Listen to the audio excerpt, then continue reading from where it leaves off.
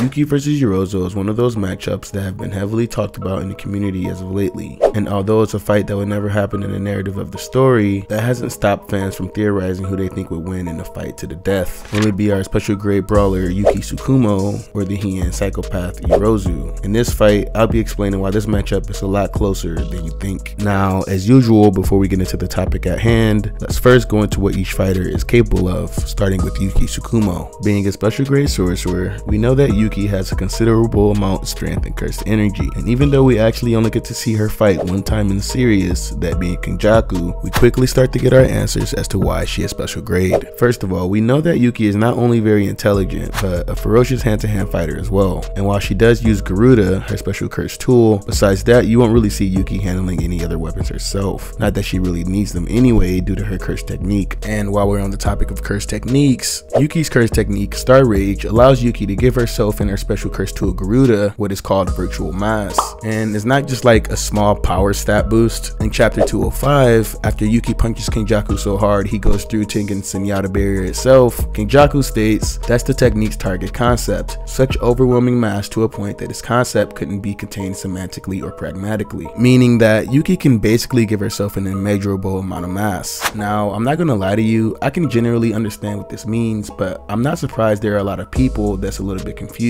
It seems like Gege has a tendency to make abilities based on scientific paradoxes, which in turn makes them hard to grasp for the readers. For example, the concept that no matter how many times you divide a number, it can never be reduced to zero. Well, this concept is basically what Gojo's limitless ability boils down to in terms of Jujutsu. And I know there might be some people out there that know this, but I think it's something that should be noted because there are times where Gege does a little too much. And not in the sense that they're not cool or anything, but just in the sense that some techniques are so nuanced that fans can't even understand them at times. And it's no fault to Gege at all. Like I said though, I just thought it was something that you should take note of. Nothing really serious. Just wanted people to understand that Gege is a bit of a nerd. Anyways, let's move back to scaling Yuki. Like I mentioned earlier, Yuki can also charge her special curse tool Garuda with mass as well, extending the range of her curse technique, which we know can really help when your main way of dealing damage is up close. So that pretty much does it for Yuki's curse technique, but Yuki does have a domain expansion, and this is where things get interesting because we know from her fight with Kenjaku that although she does have a domain expansion, we never really get to see it because they're playing with Tengen backfiring and all that. So while that is a bit unfortunate, it is good to know that she has a domain expansion in her back pocket. And we can also take a good guess and say that her domain expansion deals with mass because we know that domain expansions function from the curse technique. So yeah, just another thing to keep in mind, that even though we don't get to see her domain expansion, that doesn't mean she doesn't have one. And she also has a simple domain anyway, so she's not just completely defenseless out there. Moving on to her last ability, Yuki is able to perform reverse curse technique. So yeah, having some reverse curse technique will really help in this fight, especially considering that they probably won't be fighting, you know, hand to hand the whole time. But with Yuki's abilities out the way, before we move on to Yorozu, let's just do a quick run through of some of Yuki's feats and abilities one more time. First of all, we know that she's a ferocious hand-to-hand fighter and would prefer to stay up close. Number 2, Yuki's ability Star Rage allows her to imbue herself in Garuda with immeasurable virtual mass, which Yorozu is really not going to want to be hit with at all. Number 3, Yuki has a domain expansion that deals with mass and also knows simple domain. And finally, number 4, Yuki is able to perform reverse curse technique. Now, if you were to ask me, I would say that she looks completely stacked. But with that, let's move on to Yorozu's skills and techniques. So Yorozu also has one fight, but her fight is against Sukuna. And just like with Yuki, we do get to see a big portion of what she's capable of, minus maybe one thing that I'll talk about later. Something that I think you guys should keep in mind is that Yorozu is a Heian sorcerer, and we know that the Heian sorcerers are said to just be stronger in terms of Jujutsu. And the reason you should keep this in mind is because we learned in chapter 218, Yorozu was actually up there with the strongest sorcerers of the Heian era. But yeah, just keep that in mind as you watch the video, because unlike Yuki, Yorozu doesn't really have any curse techniques that allow her to bypass the laws of physics besides her domain expansion, but I'll get more into that later. Anyways, Yorozu's curse technique is construction, which Yorozu uses to construct a liquid metal that she can pretty much control freely. Not only is this liquid metal powerful, as she can pretty much create anything she wants with it, but it's also versatile enough to cover her in the mid-range. Along with that, since construction isn't the most efficient technique, as we've seen with Mai, Yorozu actually takes inspiration from the energy efficiency of insects and made an insect armor, which, while yeah, it sounds kind of mid, it's actually pretty strong, boosting her strength and speed way beyond the typical sorcerer. And lastly, we have Yorozu's domain expansion, Threefold Affliction. Now, I'm not gonna hold you, this domain expansion is potentially one of the most deadly we've seen so far in the series. Before that though, I think it's a good time to talk about what comes with it, the Perfect Sphere. So you remember how earlier in the video, I talked about how Gege makes techniques based on these convoluted paradoxes. Yeah, this is one of them, so I'm just gonna try to explain this as simply as I can, just so it's not even more confusing for people who probably don't know how it works. So in chapter 219, it states, a true sphere is thought to be impossible. It has no contact area, so it generates infinite pressure. So what that basically means, since normally in the real world, everything has a contact area, whether it's a pen or glass, even a circle, though we may not see it. And these contact areas generate various amounts of pressure depending on size, weight, etc. Well, with Yorozu making a perfect sphere, the sphere itself has no contact area, which in turn generates an infinite amount of pressure, completely erasing the opponent. That's pretty much how I understood it, so hopefully that helps anyone who's having trouble with that. Anyways though, that's pretty much all of Yorozu's techniques. So before we get into the fight, let's once again quickly run through some of Yorozu's feats and abilities one more time. First of all, we know that Yorozu is keeping up with the strongest sorcerers of the Heian era. Number 2, Yorozu's curse technique Construction allows her to create a versatile liquid metal, as well as a powerful insect armor. And number 3, we know that her domain expansion is a sure hit and is also extremely powerful. Now that we have both fighters evaluated, here's why I not only think that this is a very close fight, but it can really go either way. First of all, I just want to preface the fact that I do think Yuki would win this fight, but that doesn't mean that Yorozu has no chance. I think it's important to keep in mind that while yes, Yuki can one-shot Yorozu if she hits her in the head or the chest, Yorozu has the advantage in speed, as well as the ability to fly using her liquid metal. So assuming Yorozu can keep her distance, she can just attack using her liquid metal, effectively dealing damage to Yuki. So yeah, Yuki has the advantage in close combat, while Yorozu has the advantage in the mid-range, which to me makes this battle pretty even, because we know Yuki's durability doesn't change with her curse technique. Basically, since we haven't seen any reverse curse technique from Yorozu, it's pretty clear that she'll probably just keep her distance and chip away at Yuki, until maybe she finds an opening for a domain, which would probably be while Yuki's healing, at which point she would just end the fight there. While for Yuki, her game plan would likely be using Garuda to close the distance until she can make a decisive blow. All in all, it just seems like Yuki has the better win condition, hence why I have her winning this fight over Yorozu high diff. However, as I pointed out earlier, there are ways for Yorozu to pull out the dub. I could have just said Yorozu wins because we know she can just pop her domain at the beginning of the fight, but Yuki does have her domain, so it's a little much to assume that Yorozu would just win a domain clash and no differ. Then again, there are a lot of instances where headcanon could have helped both fighters, but I didn't really want to rely on anything that wasn't confirmed in the manga. Like, it would have been really easy to just give Yorozu reverse curse technique, or we could just assume that Yuki could like somehow pull out a faster domain, but yeah, that pretty much would have all been headcanon. Anyways, that's about it for me. If you enjoyed the video, I really would appreciate a like, and if you enjoy content like this, make sure you subscribe, and let me know in the comments who you think would win in the fight. And if you want to know why I think Yuki is an overrated character, click this video right here.